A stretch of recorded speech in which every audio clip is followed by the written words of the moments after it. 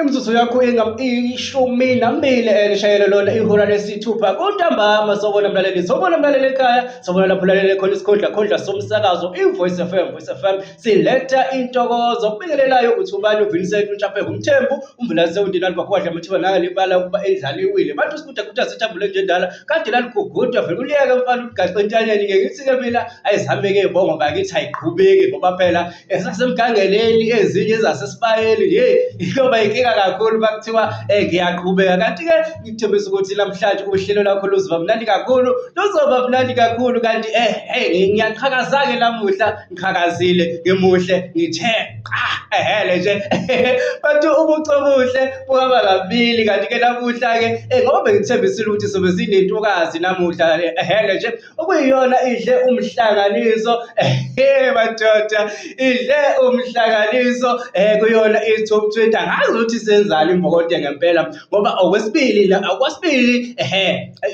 umuntu wesimame ngempela ephinda futhi edla umhlanganiso okwesibili ngempela. Kodwa akazi ukuthi zenzani insizwa ngempela, zenzani ngempela, zingiphoxa.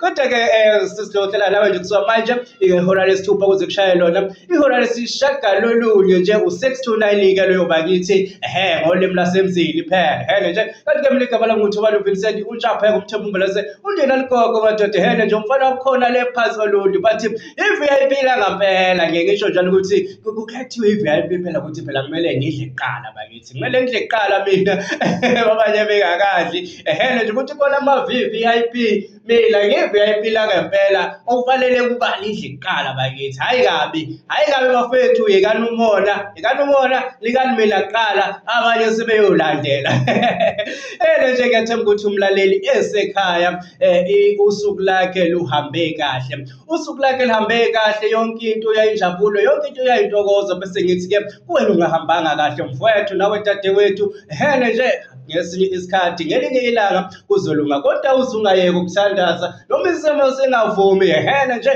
kuzoba mnandi kuwona umsakazo wakho iVoice FM. Kanti-ke mangibuya nje ngala siyangena kuyona interview yethu naye usisi uzesuliwe madoda hele nje ngoba ngisho ngithi nje ngimuhle ngiqhakazile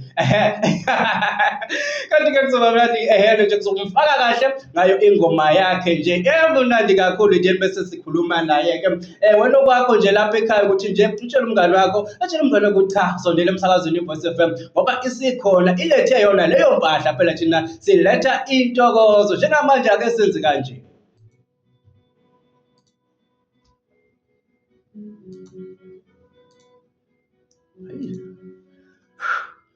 Komama ngikhathele.